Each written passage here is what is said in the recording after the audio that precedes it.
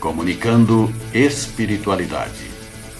Apoio Cultural Soster Imóveis, Avenida Assis Brasil, 4990, Sala 201. Telefone 3340 8143, Porto Alegre.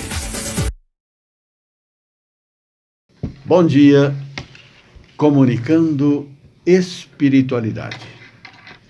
Nosso programa de todos os domingos.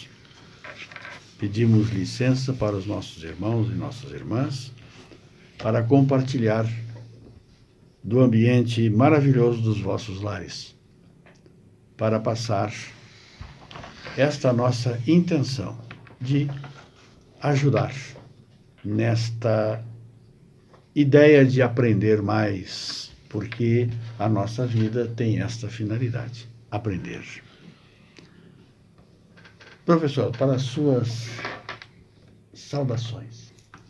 O Chico Xavier, ele diz assim: já vivemos muitas vezes, estamos com as pessoas certas para ajustarmos os nossos corações e resolvermos os nossos problemas. Na reencarnação, ninguém erra de endereço. Bom dia. Dr. Marcos. Eu trouxe uma passagem do Bhagavad Gita, que é um livro com o qual nós já trabalhamos aqui há algum tempo atrás, né, nos programas, uma frase de 3.000 anos antes de Cristo. Da mesma forma que nos desfazemos de uma roupa usada para pegar uma nova, assim a alma se descarta de um corpo usado para se revestir de novos corpos. Bom dia. Jesus, tendo vindo das cercanias de Cesareia de Filipe, interrogou assim seus discípulos: que dizem os homens com relação ao Filho do Homem? Que dizem que eu sou? Eles lhe responderam: dizem que és João Batista, outros que Elias, outros que Jeremias, ou alguns dos profetas. Perguntou-lhes Jesus: e vós, quem dizeis que eu sou? Simão Pedro, tomando a palavra, respondeu: tu és o Cristo, o Filho do Deus vivo. Replicou-lhe Jesus: bem-aventurado és, Simão, filho de Jonas, porque não foram a carne nem o sangue que isto te revelaram, mas meu Pai que está nos céus. Mateus 16, 13 a 17. Professor. E esse é o nosso tema de hoje. Talvez você já tenha percebido. É reencarnação. Mas o tema reencarnação, ele pode ser trabalhado sobre um tríplice aspecto: religião, ciência e filosofia. Hoje nós vamos trabalhar exclusivamente sob o ponto de vista religioso. E sob esse enfoque religioso, a maior autoridade sobre o assunto, não resta a menor dúvida, é Jesus. Então, todo esse trabalho está sendo feito no sentido de corroborar a questão da doutrina reencarnacionista, mas, sobretudo, apresentando como fundamento para isso Jesus. Porque a discussão é válida e a doutrina da reencarnação é tão antiga quanto a humanidade. E se vê isso nos mais diferentes povos. No povo egípcio, tanto que eles faziam um processo de conservação dos corpos, conservação e preservação dos tesouros, porque criam na volta do espírito a vida corporal. Claro que no mesmo corpo. Os gregos também acreditavam em reencarnação, tanto é que a gente vê Pitágoras, por exemplo, trazendo isso a público, inclusive falando de vidas passadas, não é? Uma das quais ele foi um soldado, Eufórbos, por exemplo. Também os judeus apresentam ideias sobre esse ponto. E as ideias dos judeus sobre a reencarnação eram de que eles apenas chamavam de ressurreição o que nós chamamos de reencarnação. Mas eles acreditavam na reencarnação. Acreditavam na possibilidade de que alguns indivíduos poderiam voltar a viver. E por isso a pergunta de Jesus, ela é muito importante e por isso ela está aqui. Quando ele chega às cercanias de Cesareia de Filipe, é uma cidade, interroga os seus discípulos assim: que dizem os homens com relação ao Filho do Homem? Quem dizem que eu sou? Quer dizer, qual é a opinião das pessoas sobre quem sou eu? E aí, então, os discípulos respondem: dizem uns que és João Batista, outros que és Elias, Jeremias ou algum dos profetas. Ora, se o povo dizia isto, se esta era a opinião do povo, esta era uma crença que estava presente entre o povo. Ou seja, acreditavam na possibilidade de que indivíduos que já tinham vivido antes poderiam voltar a viver. Isto é a doutrina da reencarnação. E eles chamavam isto de ressurreição. Aí é apenas uma questão de termos.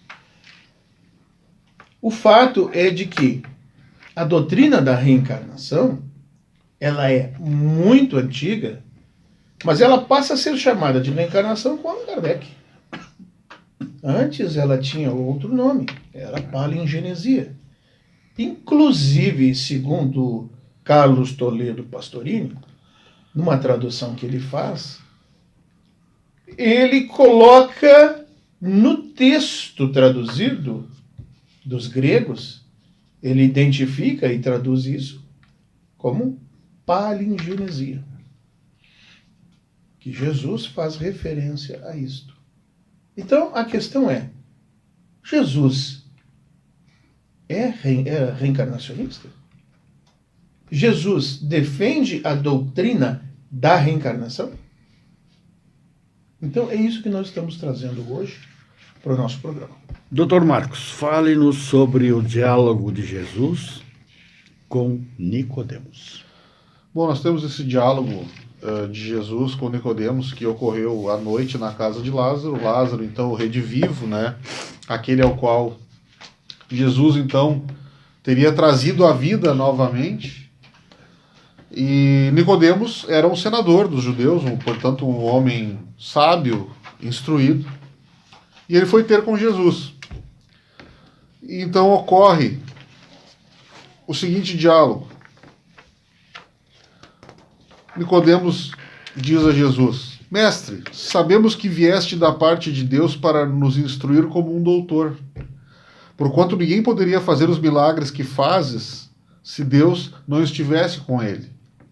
Jesus então responde: em verdade, digo-te, ninguém pode ver o reino dos céus se não nascer de novo. Então nós temos a primeira assertiva do nosso mestre, né, com relação à reencarnação. Nascer de novo. Se alguém nasce de novo é porque está nascendo por uma segunda vez, né, ou terceira ou quarta, enfim. Então Nicodemos pergunta: como pode nascer um homem já velho? Pode tornar a entrar no ventre de sua mãe para nascer uma segunda vez? E aí Jesus responde: em verdade, digo-te, se um homem não renasce da água e do Espírito, não pode entrar no reino dos céus. No reino de Deus, perdão. O que é nascido da carne é carne, e o que é nascido do Espírito é Espírito. Não te admires de que te haja dito ser preciso que nasças de novo. O Espírito sopra onde quer e ouves a sua voz, mas não sabe de onde ele vem, nem para onde vai. O mesmo se dá com todo homem que é nascido do Espírito. Respondeu-lhe então Nicodemos: como pode isso fazer-se? E Jesus observou: pois que és mestre em Israel e ignoras essas coisas? Digo-te em verdade que não dizemos senão o que sabemos e que não damos testemunho, sendo do que temos visto. Entretanto, não aceitas o nosso testemunho. Mas, se não me credes quando vos falo das coisas da terra, como me crereis quando vos falo das coisas do céu? E isso vem, então, é uma passagem de João, capítulo 3, versículos de 1 a 12. E essa passagem, meus irmãos, demonstra claramente que o que Jesus veio nos dizer, o que Jesus veio nos mostrar, que a reencarnação existe sim, e que é preciso que nós nasçamos de novo quantas vezes for necessário para que nós tenhamos o progresso, para que nós, então, encarnados em um corpo material, possamos estar em contato com os nossos sentidos e dentro desse planeta que serve, de provas e expiações que servem para que nós, então, nos moldemos, nós nos melhoremos, que é necessário que nós nasçamos de novo quantas vezes necessário for, professor Azambuja. Nós estamos já no final do primeiro espaço do nosso programa, mas voltaremos em seguida, quando teremos com o professor Olimar uma afirmação mais positiva sobre esse tema. Até já. Comunicando espiritualidade. Apoio Cultural Soster Imóveis, Avenida Assis Brasil, 4990, Sala 201. Telefone 3340 8143, Porto Alegre. Estamos retornando com o nosso programa Comunicando Espiritualidade.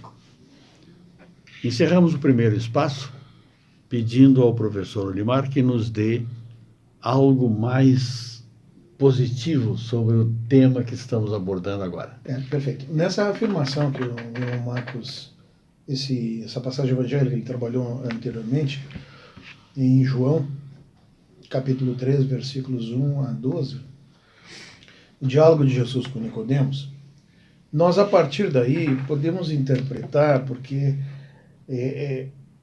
parece ser uma afirmação um pouco mística, né?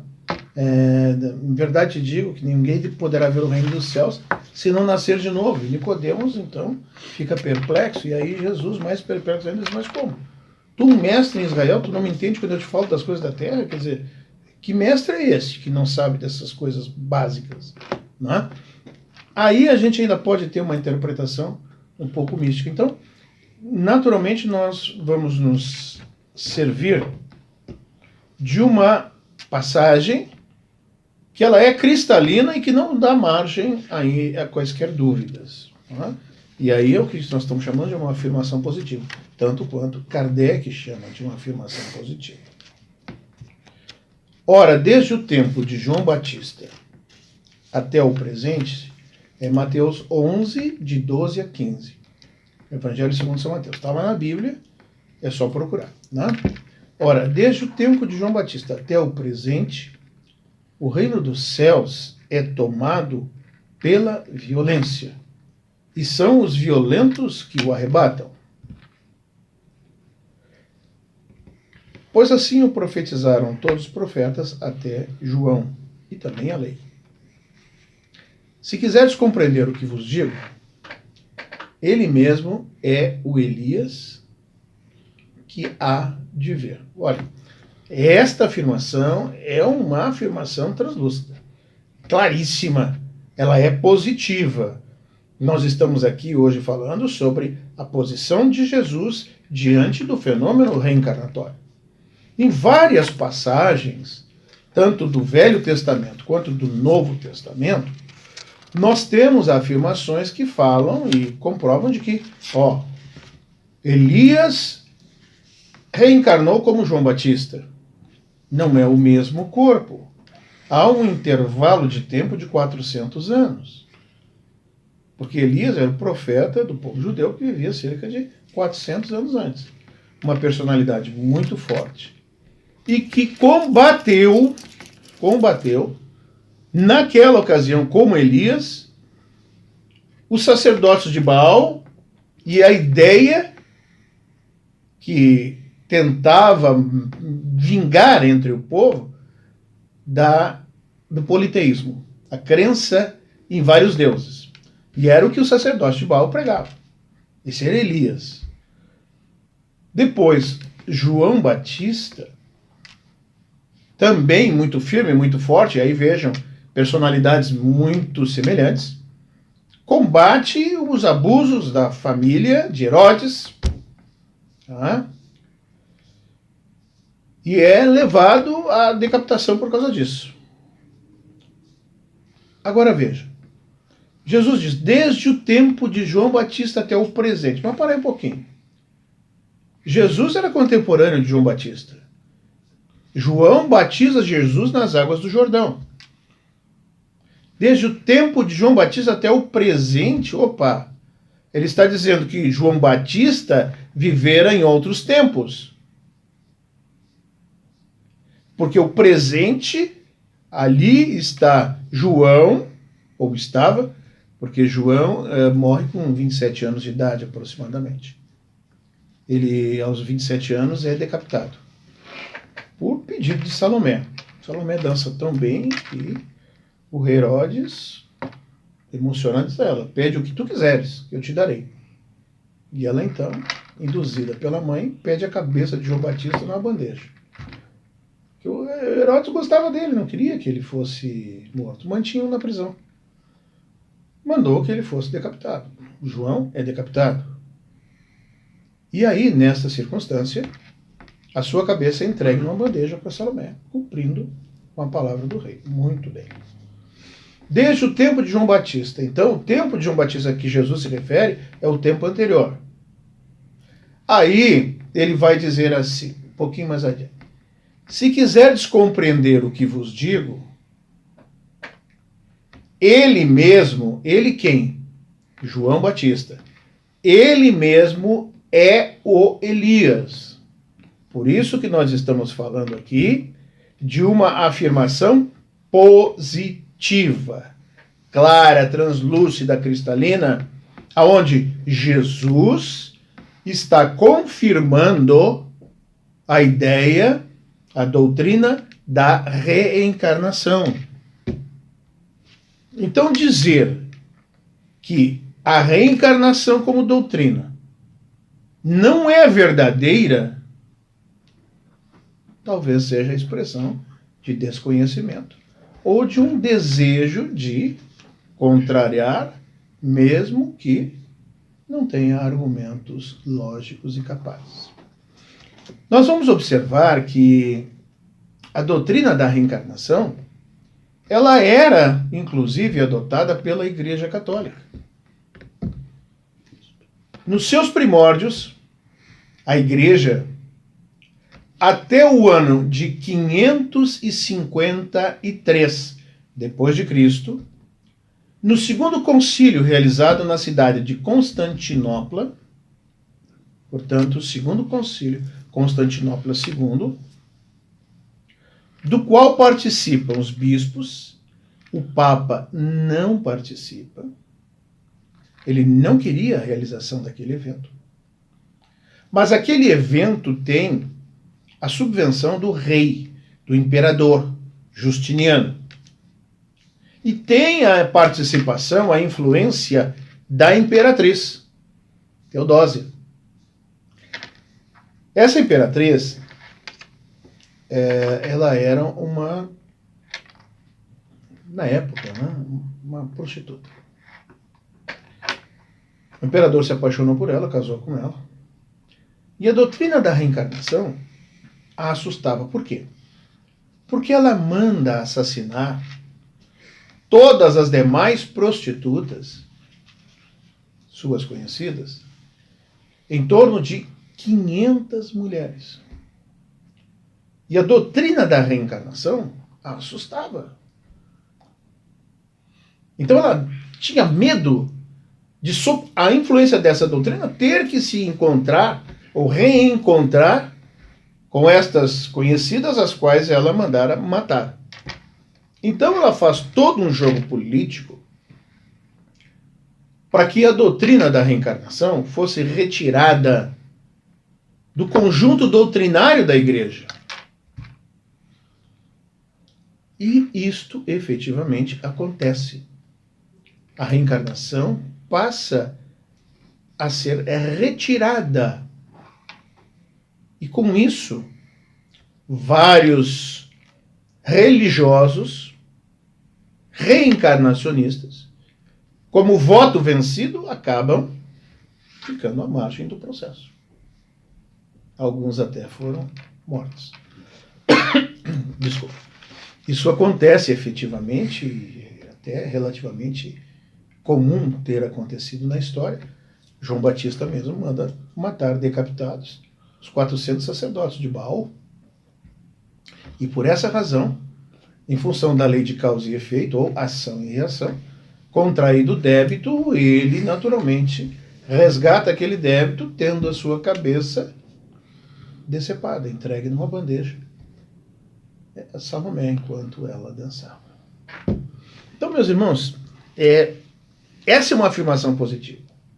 Então a gente tem que tomar cuidado muitas vezes, porque existem defesas apaixonadas. Nós não estamos aqui falando de paixão, nós não estamos fazendo defesa apaixonada. Nós estamos mostrando passagens translúcidas que Jesus confirma essa doutrina. Confirma. Porque se não fosse verdadeira, ele teria rejeitado, ele teria criticado, como fez com tantas outras coisas. Não vamos esquecer que ele expulsa os cambistas do templo. Isso aqui é lugar de orações. Então é preciso que a gente tenha esse entendimento, essa clareza, porque não é postura nossa, nem nosso interesse fazer proselitismo. Nós não estamos atrás de seguidores, nós não queremos fazer isso. Muito pelo contrário. Nós nos consideramos livres pensadores, estudantes da revelação divina, da realidade da vida. E a gente tem certeza de que a vida continua. Então, um amigo uma vez disse, mas eu não sabia que a Igreja Católica era reencarnacionista. Não me surpreende, porque eu acho que milhares de católicos não sabem disso. E, no entanto, hoje fazem, às vezes, uma defesa intransigente com relação à não existência da reencarnação. Não é isso que vai mudar a realidade de uma lei espiritual. Nós precisamos dessa reencarnação e ela nos dá subsídios para entendermos o porquê dos nossos sofrimentos, o porquê das nossas dificuldades, o porquê das nossas vicissitudes. Portanto, meus irmãos, espero que isso tenha sido claro e cristalino, porque eu não vejo frase mais clara. Ele mesmo é o Elias que há de vir. Existem outras passagens, como após a transfiguração, aí os discípulos perguntam para Jesus, por que antes dizem os escribas ser preciso que antes volte Elias? E aí Jesus diz, olha, Elias já veio. E eles não o reconheceram e o trataram como lhes aprouve.